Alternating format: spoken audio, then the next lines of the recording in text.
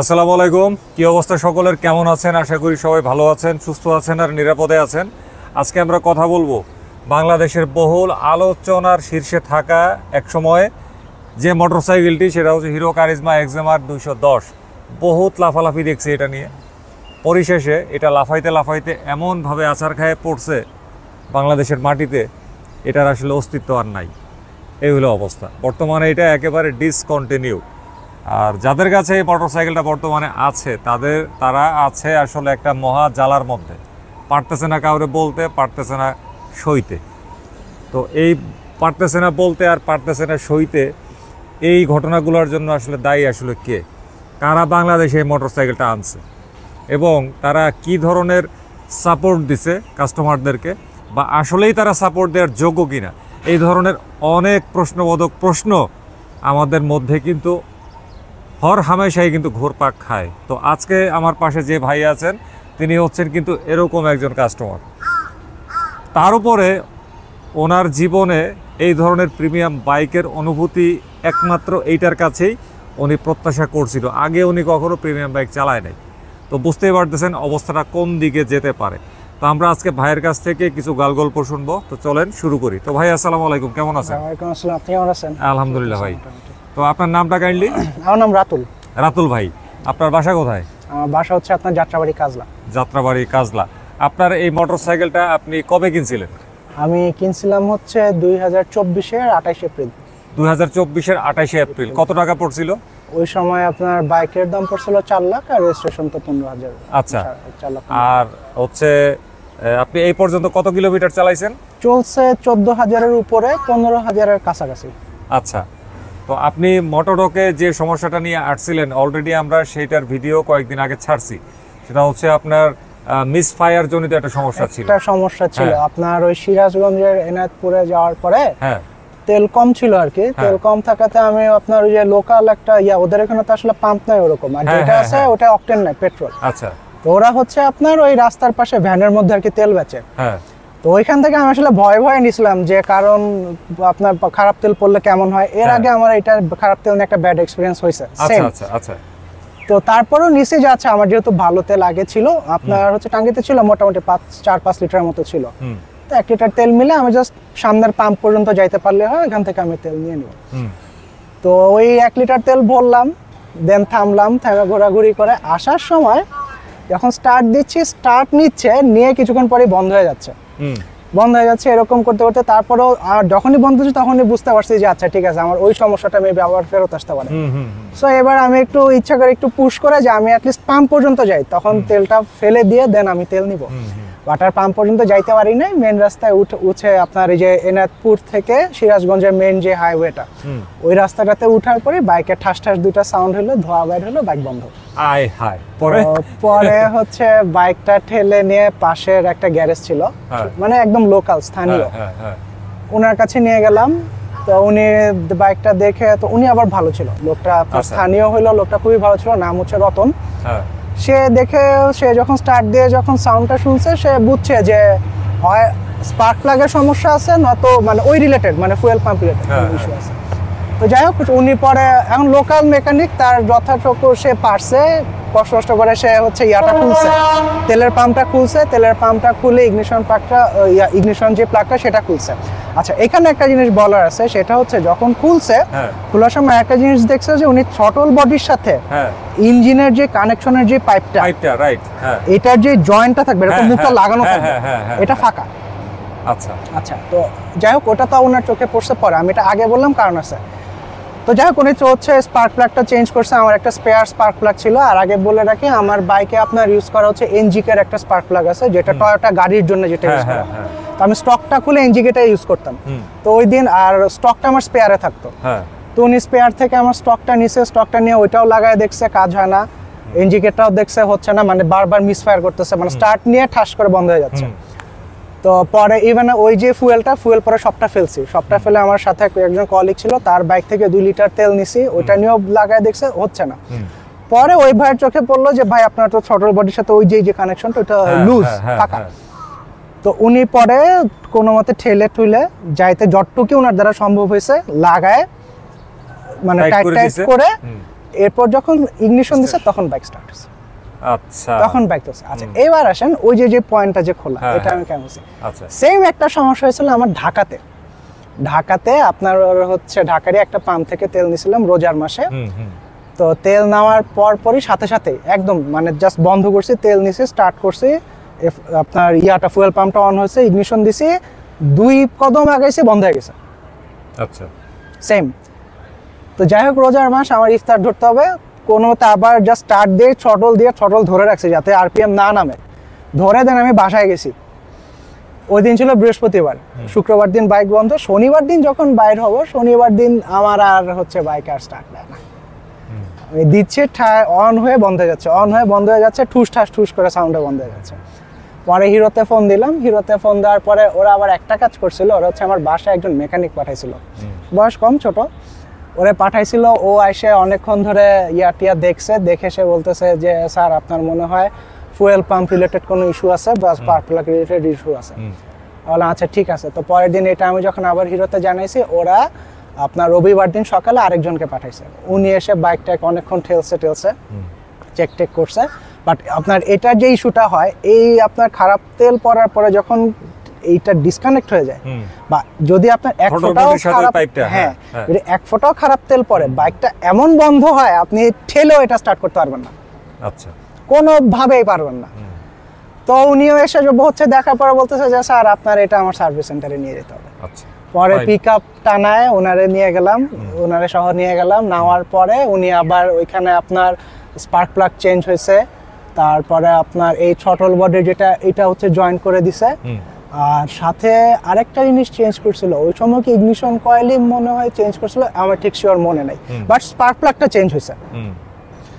তো ওই সেম ইস্যুটা এবার হলো সিরাজগঞ্জে আসার পরে এখানে হচ্ছে এই অবস্থা। তো এর মধ্যে আমি আবার এই সিরাজগঞ্জ ট্যুরে যাওয়ার আগে সার্ভিস সেন্টারে আসছিলাম, এমনি জাস্ট হচ্ছে রেগুলার চেকআপের জন্য। তো আসার পরে রেগুলার চেকআপের জন্য আসছিলাম হচ্ছে, এর মধ্যে আমি একটা অ্যাক্সিডেন্ট করছিলাম। তো এটা জাস্ট আগে দেখানো যে বাইকটা ঠিক আছে নাকি। তো আসার পরে হিরো থেকে ওই যে জয়েন্টটা যে থ্রটল বডির সাথে যেটা জয়েন্টের যে ক্লাম্পটা, ক্লাম্পটা, তো ওখানে বলছে ক্লাম্পটা চেঞ্জ করতে হবে, রিকোয়ারমেন্টও দিয়ে গেছে। ওই রিকোয়ারমেন্ট যে দিয়ে গেছে, আমি আর কোনো ফোন পাই নাই, কিচ্ছু পাই নাই। এটা কত দিনের মধ্যে ফোন পান নাই? 2 সপ্তাহের মধ্যেও ফোন পাই নাই। আচ্ছা গেল। যাই হোক, তো বাইক তো চলতেছে, আমার তো আর অত ইস্যু নেই। আমি এটা নিয়ে সিরাজগঞ্জ গেছি, খারাপ তেল পড়লো, ফাঁকা হয়ে গেল, যাইতে কোনো মতে ঠেলে লাগায় আসলাম।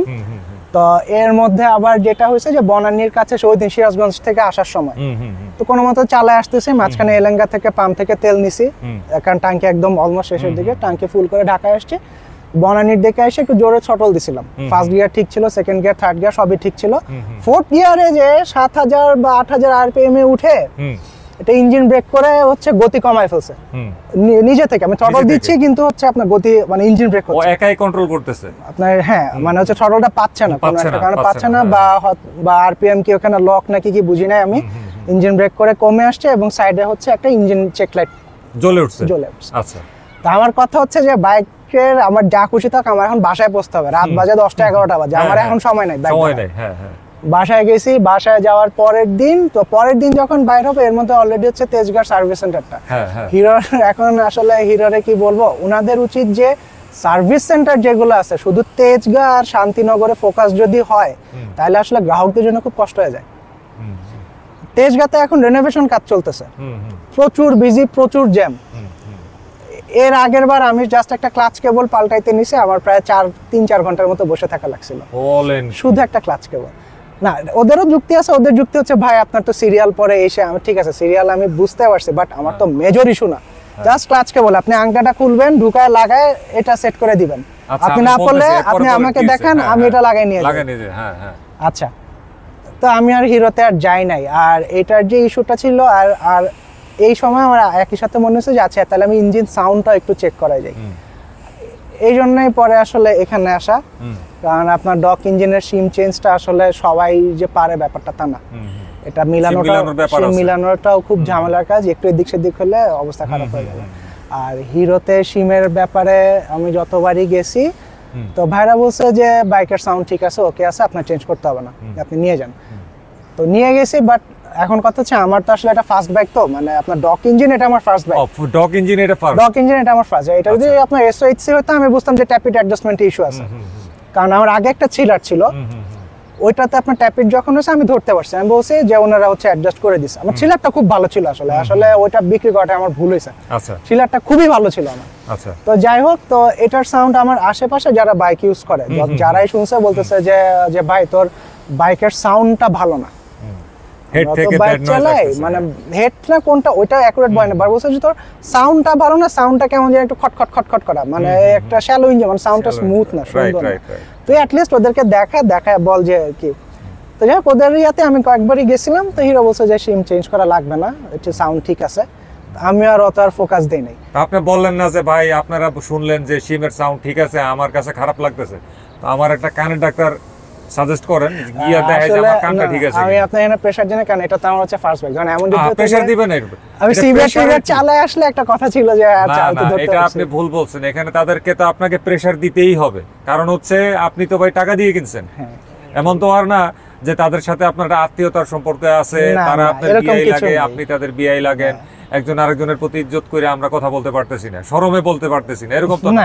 তারা তো আপনাকে ঠিকই চাপাই দিল, ওনারা অ্যাটলিস্ট দেখতে পারতো, ওনারা ইঞ্জিনটা খুলে সিমটা আসলে ঠিকমতো আছে নাকি ওনারা ইঞ্জিন তারা হয়তো বা দেখেন, তারা হয়তো বা দেখে নাই বা চেক করে না, কারণ এটা করলে তো কষ্ট করা লাগবে। হ্যাঁ, অথবা তাদের কাছে সিম ছিল না, এইটাকে ঢাকার জন্য তারা এই ধরনের কথা বলে কোন রকমে তারে বিদায় করে দিল। এখন উনিও ভদ্রতাবশত মানে লজ্জায় উনি এটা বলতে পারেন, অথচ এই লজ্জাটা কিন্তু পাওয়ার প্রয়োজন ছিল সংশ্লিষ্ট কর্তৃপক্ষের। এখন কাস্টমার হয়ে যদি আমরা এই ধরনের লজ্জা প্রকাশ করি, আসলে এই লজ্জাটা না নিজের জন্য অত্যন্ত রকমের ক্ষতিকর। প্রসঙ্গক্রমে আরেকটা কথা বলি, উনি যেটা বলছে যে তাদের যে সার্ভিস সেন্টার যদি শান্তিনগর আর হচ্ছে তেজগাঁ ফোকাসড হয়, তাইলে এইটা কিন্তু কাস্টমারদের জন্য ব্যাপক একটা খুবই পেইনফুল, অসম্মানজনক। আমি এটা পেইনফুলও বলবো না, এটা বলবো অসম্মানজনক। আপনি বাইকটা তো সিরিয়াল ধরে কিনছিলেন না? বাইকটা তো সিরিয়াল ছিল, মানে ওই প্রথম 400 জনের মধ্যে না, আমি পরে কিনছিলাম, বাট আমার হচ্ছে আপনার 3 দিন আগে বলে রাখা লাগছে। আচ্ছা, 3 দিন আগে বলে রাখা। যাই হোক, উনি 4 লাখ 4.5 লাখ টাকা দিয়া এই বাইকটা কিনছে। কেনার যে এখন এটা ছিল কিন্তু হিরোর এই বাংলাদেশে 210 সিসি বা হায়ার সিসি সেগমেন্টে প্রথম মোটরসাইকেল। তো সেই হিসাবে এই কাস্টমারগুলোর আরও ভালো ট্রিট পাওয়া, মানে ট্রিট পাওয়ার দাবি রাখে, যোগ্যতা রাখে। তো সেইখানে মাত্র 2টা সার্ভিস সেন্টারের দিকে যদি তারা শুধুমাত্র ফোকাস করে, এবং এই ফোকাসের কারণে এইখানে উনি যেটা বললো ওনার অভিজ্ঞতা থেকে, যে এখানে মানুষের অনেক জটলা পেকে যায়। একটা ক্লাস কেবল বদলাইতে গিয়া ওনাকে কত 4 ঘন্টার মতো 3-4 ঘন্টার মতো জুমার নামাজের আগে গেছে, বের হইছে আপনার 3টা 3:30। মানে কত বড় পুণ্যের কাজ করতে গেছে যে 4 ঘন্টা অপেক্ষা কইরা সেই পুণ্য নেকি হিসাবে নিয়ে তারপরে বাসায় ফিরতে হবে। তো এই ধরনের আচরণ যদি অফিসিয়াল সার্ভিস সেন্টারগুলো থেকে আমাদের কাছে আসে, তাহলে এটা আসলে আমাদের জন্য একটা চরম লেভেলের অপমান ছাড়া আসলে কিছুই না। গাড়ি কিনবো নগদ টাকা দিয়ে, কিন্তু সার্ভিস নেবার সময় এই ধরনের যে অনিয়ম বা অপমানজনক আচরণ, সেটা আসলে মানে খুবই খুবই অপ্রত্যাশিত। তো এই ধরনের অপ্রত্যাশিত আচরণগুলোর কারণেই হিরোর এই কারিজমা এক্সেমার 210 বাংলাদেশে কিন্তু প্রবলভাবে লাঞ্ছিত হয়েছে, মানে মর্যাদা পায় নাই। প্রথম অনেক ক্রেজ ছিল, কিন্তু পরবর্তীতে কিন্তু একেবারে হাওয়ায় মিলিয়ে গেছে। তো এখন ওনার বাইকের যে সিমের যে সমস্যা, সেটা কিন্তু মোটোডকে ডিটেক্ট হয়েছে, সেটা কিন্তু আমরা এর আগের ভিডিওতে দেখাইছি। এর হেড থেকে পর্যাপ্ত খারাপ শব্দ আছে, এবং মিসফায়ার জনিত যে সমস্যা, হ্যাঁ ওই যে থ্রটল বডির ওইটা আলাদা হয়ে যায়, ওইটা আবার লাগাইছে, এটাও কিন্তু মোটোডকে এসে পাওয়া গেছে, যেটা এরকম খুলেছিল। তো প্রথম অবস্থায় হয়তো বা মোটোডক কর্তৃপক্ষ ভাবছিল যে এটা হয়তো বা ফিটিং জনিত কোনো সমস্যা ইত্যাদি ইত্যাদি, কিন্তু না, ওনার কাছ থেকে হিস্ট্রিটা শোনার পরে বোঝা গেছে যে খারাপ তেলের কারণে যে মানে ইফেক্টটা হয়েছে, প্রেশারটা দিছে, এই প্রেশারের কারণে খুলে গেছে। তো আরও তো অন্যান্য বাইক আছে, ওই সমস্ত বাইকে এই ধরনের সমস্যা হয়েছে বইলা, এটা খুলে যায় বইলা খারাপ তেল পড়লে, এটা আসলে আমি এখন পর্যন্ত দেখি নাই বা শুনি নাই। তো যাই হোক, এটা খুলে গেছে, এটা ওর বৈশিষ্ট্য আমি মেনে নিলাম। কিন্তু এই সমস্যাটা মানে সলিউশনের যে রাস্তা, আমি যে যাব একটা অফিসিয়াল সার্ভিস সেন্টারের কাছে, ওই রাস্তাটা হচ্ছে আসলে এত জটিল, মানে জায়গাটা হচ্ছে এত সীমিত, মাত্র 2টা জায়গা, এবং ওই জায়গায় গিয়া যে আমি দীর্ঘ সময় বসে সামান্য একটা ক্লাস কেবল পরিবর্তন করতে গিয়া যদি আমার 4 ঘন্টা বসে থাকা লাগে, তাহলে এই কাজের জন্য যদি আমি যাই, তাহলে তো মনে হচ্ছে যে 40 দিন বসে থাকা লাগবে। তো এই ভয়ে আসলে ভাই মনে হয় হিরোর অফিসিয়াল সার্ভিস সেন্টারে যায় নাকি? হ্যাঁ, আমি মোটরডকে আসছে এই চিন্তা করে যে ঠিক আছে ওনারা যদি শিডিউল দেয়, ওনারা যেদিন ধরবে অ্যাটলিস্ট ওই দিনের মধ্যে বাইক আমার দাঁড় করাই দিবে। যেমন আজকে হচ্ছে আপনার কাজ ধরছিল হচ্ছে গতকালকে, তো গতকালকে একটা পার্টস ছিল না, আপনার ইগনিশন কয়েলটা হচ্ছে ভাইরা চাইছিল, তা আমি প্রোভাইড করতে পারি নাই।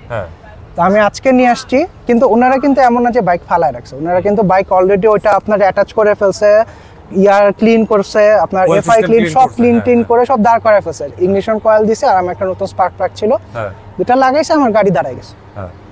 তো এটা একটা ব্যাপার যে আমি আসলে মানে একটা হচ্ছে কি যে ধরেন আপনি কাস্টমারকে সিরিয়াল নিয়ে ঘন্টার পর ঘন্টা বসায় রাখবেন, এটা এক জিনিস, বা আপনি তার আনুমানিক টাইম দিতে পারবেন না যে ভাই 3 দিন লাগতে পারে, 4 দিন লাগতে পারে, 5 দিন লাগতে পারে, 3 দিন পরে যদি ফোন দেয় ভাই কাজ জানে আরো 2-1 দিন লাগতে পারে, এটা দরকার নেই। আপনি লাগলে আমার বলেন যে ভাই আমার এখন শিডিউল নাই, আপনি যদি কাজ করেন আমি মঙ্গলবার দিন করাইতে পারবো, মঙ্গলবার দিন আপনার বাইক আমি দাঁড় করে রাস্তায় নামাই দিব, দ্যাটস ফাইন। আমি এই মোটরডকে বাইক দিয়ে গেছি শনিবার, আমাকে সাহেব ভাই বলছে যে ভাই আমি বৃহস্পতিবার আগে কোনোভাবে আপনার বাইক ধরতে পারবো না, শুরুতে ক্লিয়ার করে নিয়েছে, একদম ক্লিয়ার কাট কথা। সে বলেছে আমি পারবো না মানে পারবো না, আপনি লাগলে অন্যখানে নিয়ে যান। আচ্ছা ঠিক আছে, আমি পরে রাইখে আমি বৃহস্পতিবার পর্যন্ত ওয়েট করছি। বৃহস্পতিবার দিনই ভাই আবার আমার ফোন দিয়ে বলছে যে ভাই আপনার 3টা পার্টস লাগবে, এই 3টা পার্টস। তো যাই হোক আমি একটা ম্যানেজ করতে পারছি, বাকি 2টার অনেক দাম, ওরা বলছে আছে, ওটা আমি আর যাই না, আর দাম হিরোতে আছে ওগুলো। হ্যাঁ, হিরো ক্লেম করছে, ওদের কাছে আছে, বাট আমি খোঁজ নিই নাই। আমি জাস্ট ইগনিশন কয়েলটাই নিছি, নিয়ে আমি এসে পড়ছি। এটা দিয়ে হচ্ছে জাস্ট ফিটিং করে চালু করে দিল, বাইক আমার রেডি হয়ে গেছে। আচ্ছা, বুঝতে পারছি। আর আমি জাস্ট এখন দিয়ে রাখছি যে যদি সিমের কাজ থাকে তাহলে মোটর জেনারেটর দেখে দেয়, যদি কাজ করতে হয় করবে, না করতে হলে তার ইয়ার করার কিছু নাই, কিছু করার নাই। হ্যাঁ, আর হচ্ছে অফিসিয়াল সার্ভিস সেন্টার গুলো মানে এক্সটেনশন করা উচিত। 2টা জায়গার মধ্যে এই ধরনের ব্যবস্থা কেন থাকবে, আরো বেশি কেন থাকবে? তা আপনার যদি শান্তিনগর আর তেজগাঁও যদি কম্পেয়ার করেন, দেখা যায় অনেক সময় কিছু পার্টস শান্তিনগর নেই, তেজগাঁতে আছে, তো ওদের হয় তেজগাঁ থেকে আইনে দিতে হয়, না তো কাস্টমারের যে তেজগাঁ থেকে আনতে হয়। এটা আর কি, এটা আসলে এক্সপেক্টেড না, কারণ দুইটাই তো আপনার অফিসিয়াল শোরুম, দুইটাই অফিসিয়াল সার্ভিস সেন্টার, আমার পার্টস ইকুয়ালি 2 জায়গায় সমান থাকবে। এটা গেল। আর একটা হচ্ছে আপনি যদি সব ফোকাস ঢাকায় দেন, যারা ঢাকার বাইরে থেকে কিনতেছে ওরা কি করবে? এটাও কিন্তু একটা ইম্পর্টেন্ট ব্যাপার। না, আপনার ঢাকার বাইরে যারা আছে ওরা কি করবে? আমি ধরেন ট্যুরে চিটাগাং গেলাম, চিটাগাং যে আমার ব্যাগটা বসে গেল, আমি কই যাব? ওখানে যদি বলে পার্টস নাই, আপনার তেজগাঁ যান, আমি তখন কি, মানে এটা হাস্যকর একটা কথা না? মানে যদি হয় আর কি, চাল্লা মাফ করুক, যাতে না হয়। তো আমার কথাটা হচ্ছে যে আপনাদের সার্ভিস সেন্টারটা চারদিকে একটু ছড়ায় দেন, তেজগাঁ থেকে প্রেসার কমান।